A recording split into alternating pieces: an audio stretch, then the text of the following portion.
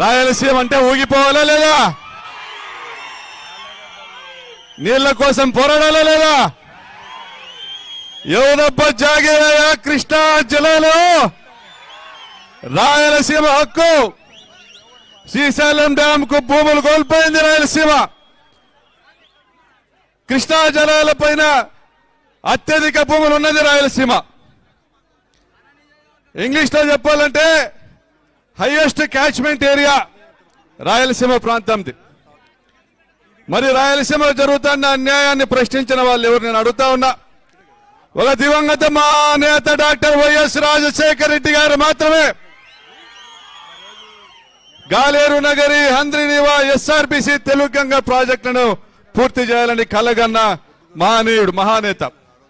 ఆయన వచ్చినాకనే ప్రాజెక్టులను మనం చూస్తున్నాం. ఈ రోజు అనంతపురం జిల్లాలో నీళ్లు చూస్తున్నామంటే ఆ మహానేత యొక్క పుణ్యమే. ఎక్కడ పోయినా కూడా అదే విధంగా ఎస్ఆర్బిసి పనులు వేగంగా చేసే విషయంలో కావచ్చు, తెలుగు గంగ ప్రాజెక్టు పూర్తి చేసే విషయంలో కావచ్చు, గాలేరు నగర్ విషయంలో కావచ్చు, రాజశేఖర రెడ్డి గారు వచ్చినాకనే ఈ ప్రాజెక్టులను రూపొందుకున్నాయి. అంత మాత్రాన మన పెద్ద ఆయన తెలంగాణకు అన్యాయం చేశారా? అన్యాయం చేయలే. అన్నదమ్ముల బేసిన్లు లేకుండా, బేస్జాలు లేకుండా కలిసి బతుకుదామన్నాడు. అందరికీ కూడా ప్రాజెక్ట్ ఏర్పాటు చేసినాడు. మరి ఆయన చనిపోయినాక ఏ రోజు కూడా ప్రాజెక్టుల గురించి, రైతుల గురించి ఆలోచన చేయని చంద్రబాబు నాయుడు రాయలసీమ పైన కక్ష కట్టి రాయలసీమ ప్రాంతాల్లో ప్రాజెక్టులు ఏవి కూడా పనులు జరగకుండా ఆపుతా వచ్చినాడు. నేను ఒకటే అడుగుతా ఉన్నా. మొన్న రేవంత్ రెడ్డి గారు మాట్లాడినారు, మేము చంద్రబాబు నాయుడుతో కుమ్మక్కై రాయలసీమ లిఫ్ట్ ఇరిగేషన్ పనులను ఆపిచ్చినాము, రెండు రాష్ట్రాల మధ్య సయోధ్య ఉండాలి కాబట్టి బయటికి చెప్పడం లే అన్నాడు. అంటే దొంగతనంగా గూడుపుటాన్ని చేసుకున్నారా లేదా? దొంగలిద్దరు చేసుకున్నారా లేదా? నేను అడుగుతా ఉన్నా. ఎవరి మీద ప్రేమ చూపిస్తా ఉన్నారు? ఇదే నిమ్మల రామానాయుడు మాట్లాడతాడు, ఆయన ఇరిగేషన్ మంత్రి. చంద్రబాబు నాయుడు మాట్లాడతాడు, శ్రీశైలం డ్యామ్ మీద నీళ్లను తెలంగాణకు అప్పగిస్తారంట, రాయలసీమ కోసము గోదావరి బనకచెర్లని కొత్త ప్రాజెక్ట్ చేస్తారంట.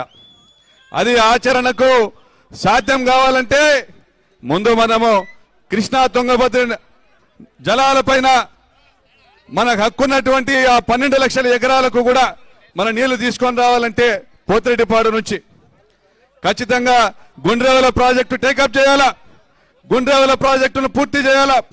ఇంకా శ్రీశైలం డ్యామ్ నుంచి మనం నీళ్లు నిలబెట్టుకోలేని పరిస్థితుల్లో ఆఫ్షోర్ రిజర్వాయర్స్ నిర్మాణం చేసుకోవాలా, నీళ్లను ఒడిసిపట్టుకోవాలా. రాయలసీమలో హంద్రీనీవా కావచ్చు, గాలేరు నగర్ కావచ్చు, ఎస్ఆర్బిసి కావచ్చు, కేసీ కెనాల్ కావచ్చు, ఈ ప్రాజెక్టు నిర్మాణం అన్ని పూర్తయినాక వీటన్నిటికీ కూడా హక్కులు కల్పించినాక తర్వాతనే దిగువన ప్రాజెక్టులు నిర్మాణం చేసుకోవచ్చు. అది గోదావరి బనకచెర్ల కావచ్చు, ఇంకొకటి కావచ్చు. ఎందుకంటే పోలవరం ప్రాజెక్టు డిపిఆర్ అప్రూవ్ కాగానే పెద్దలందరూ కూడా వినాల. పోలవరం ప్రాజెక్టు డిపిఆర్ అప్రూవ్ కాగానే మన ఎగువ రాష్ట్రాలైనటువంటి కర్ణాటక, అదేవిధంగా తెలంగాణ 44% ఏదైతే 80 టీఎంసీలు పోలవరం కుడికాలం నుంచి కృష్ణా బేసిన్లోకి వస్తున్నాయో దాంట్లో 44% నీళ్లపైన మాకు హక్కు ఉందని డిపిఆర్లు చేసుకుని అప్పర్ భద్ర ప్రాజెక్టు నిర్మాణం పూర్తి చేస్తా ఉన్నారు. అదేవిధంగా తెలంగాణలో అంతవరకు కూడా ఎటువంటి అప్రూవల్స్ లేని పాలమూరు రంగారెడ్డి తిండి ప్రాజెక్టులకు మాకు హక్కు కల్పించాలని సిడబ్ల్యూసీకి వాళ్ళు నివేదిక రెడీ చేసుకుని తీసుకొని పోవడం జరిగింది. అదేవిధంగా మళ్ళీ ఇప్పుడు గోదావరి బనకచెర్లంటే 200 టీఎంసీలు తరలిస్తామంటే గోదావరి బేసిన్ నుంచి కృష్ణా బేసిన్కి మళ్ళా 88 టీఎంసీలు మాకు హక్కు కావాలని పై నుంచి కర్ణాటక వచ్చేటువంటి తుంగభద్ర జలాలన్నీ కూడా ఆపేటువంటి పరిస్థితి ఉంటుంది.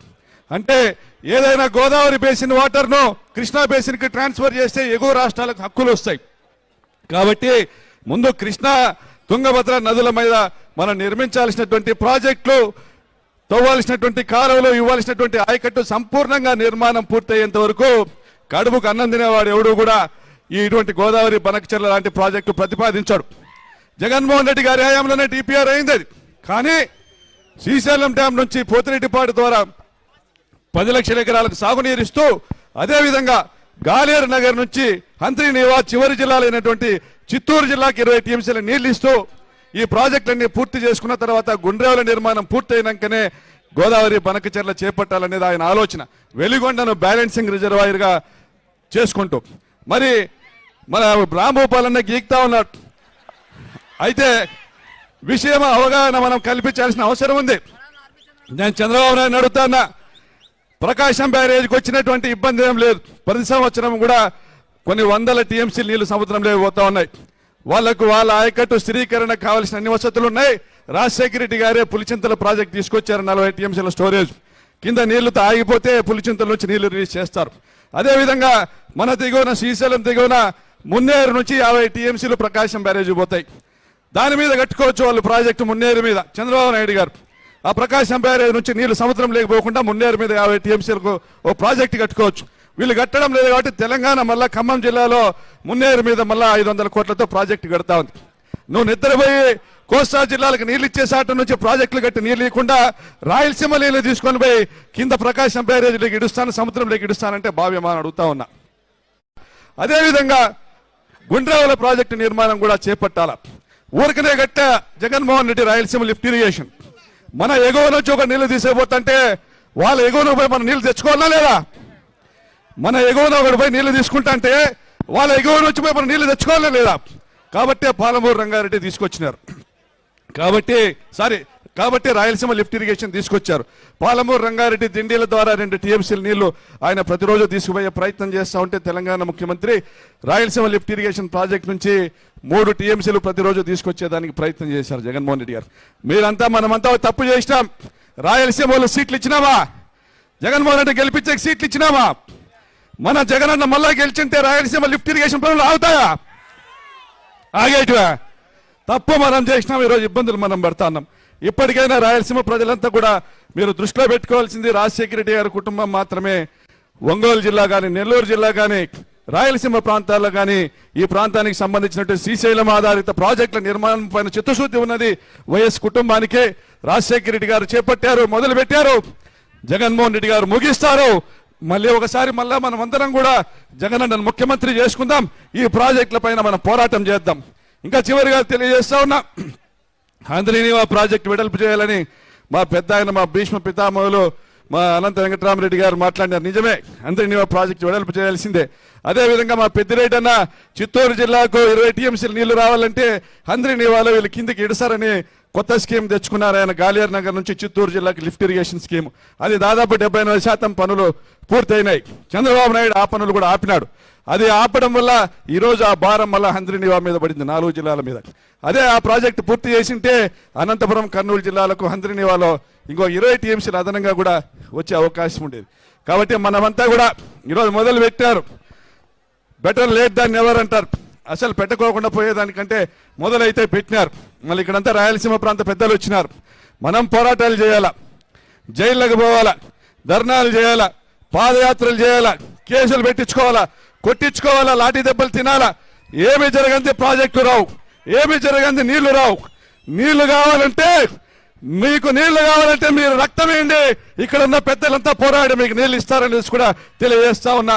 ఈరోజు యువత నిర్వీర్యం కాకూడదు, యువత సోషల్ మీడియా ఉచ్చులో పడిపోకూడదు. యువత ప్రాజెక్టుల కోసం పోరాడాలి, నీళ్ల కోసం పోరాడాలి. ఎందుకంటే నీళ్లుంటేనే నాగరికత ఉంటుంది, నాగరికత ఉంటేనే అభివృద్ధి ఉంటుంది. కాబట్టి అభివృద్ధి అంటే అమరావతి మాత్రమే కాదు, అమరావతి అంటే దోపిడీ. రాష్ట్ర సంపద క్రియేట్ చేసుకోవాల్సిన అమరావతిలో ఆయన ల్యాండ్ పూలింగ్ ద్వారా 7 లక్షల కోట్ల దోపిడీ చేస్తా ఉన్నాడు. అదే జగనన్న చెప్పినట్లుగా ప్రభుత్వ భూమిలో రాజధాని నిర్మించింటే 7 లక్షల కోట్ల ఆదాయం మనకొచ్చేది. జిల్లాకి 50,000 కోట్ల చొప్పున ప్రతి జిల్లాలో ప్రాజెక్టు పూర్తయ్యేది. అంటే చంద్రబాబు నాయుడు గారు ప్రాజెక్టులన్నా దోపిడీనే. ఆయన డ్యాములు కట్టేదానికి నిధులు ఇస్తారు, కానీ R&Rకి నిధులు లేరు, భూసేకరణకు నిధులు లేరు, ఆ ప్రాజెక్టు నీళ్లు నిలబెట్టరు. అదేవిధంగా మనం జగనన్న చూసుకుంటే రాజశేఖర రెడ్డి గారు తీసుకొచ్చిన పులిచింతలకు R&R పూర్తి చేసి సంపూర్ణంగా నీళ్లు నిలబెట్టినారు. బ్రహ్మం సాగర్లో R&R పూర్తి చేసి సంపూర్ణంగా నీళ్లు నిలబెట్టినారు. అదేవిధంగా చిత్రావతిలో సంపూర్ణంగా నీళ్లు నిలబెట్టినారు. R&R పూర్తి చేసి అంటే రిహాబిలిటేషన్ పూర్తి చేసి రైతులకు డబ్బులు ఇచ్చి. ఆ విధంగా ప్రతి ప్రాజెక్ట్ లో కూడా నీళ్లు నిలబెట్టేటువంటి కార్యక్రమం గండికోటలో కూడా R&R పూర్తి చేసి ల్యాండ్ అక్విజిషన్ డబ్బులు ఇచ్చి సంపూర్ణంగా నీళ్లు నిలబెట్టినారు. కాబట్టి మనం గమనించాల్సిందే ప్రాజెక్టు చేయాలా నీళ్లు ఇవ్వాలనే కాన్సెప్ట్ ఒక జగనన్నకు మాత్రమే ఉంది. కాబట్టి రాయలసీమ ప్రజలందరూ కూడా పార్టీల రహితంగా మనమందరం కూడా మన ప్రియతమ నాయకుడు జగన్మోహన్ రెడ్డి గారిని గెలిపించుకోవాలా.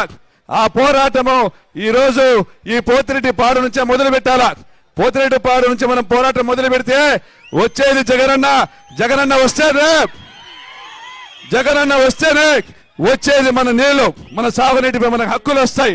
కాబట్టి ఈ రోజు ఇక్కడ మొదలుపెట్టినటువంటి ఈ పోరాటము ప్రతి జిల్లాలోనూ ప్రతి ఊర్లో కూడా ఇది ముందుకు పోవాలని కోరుకుంటూ మీరందరూ కూడా ఇక్కడ చాలా మంది గిత్తలు వచ్చినాయి, చిరుతలు వచ్చినాయి, పులిపిల్లలు వచ్చినాయి, డాలమడస్ అంటే చూస్తున్న ఉత్సాహంగా ఉన్నారు. మీ పౌరుషము మీ యొక్క ఉత్సాహము ఖచ్చితంగా రాబోయే కాలంలో ఈ పోరాటం ఉధృతంగా కావాలనేసి కోరుకుంటూ దాంట్లో ఈ రోజు మీరు పోతిరెడ్డిపాడులో చేసినారు. మళ్ళా మా అనంతపురం జిల్లాలో కూడా మీటింగ్ పెట్టినప్పుడు అందరూ రావాలా, వస్తారా? అందరూ కూడా మనం 4 జిల్లాల్లో కూడా మనం ఇదే విధంగా ఉత్సాహంగా పాల్గొనాలని కోరుకుంటూ సెలవు తీసుకుంటా ఉన్నా. జై జగన్.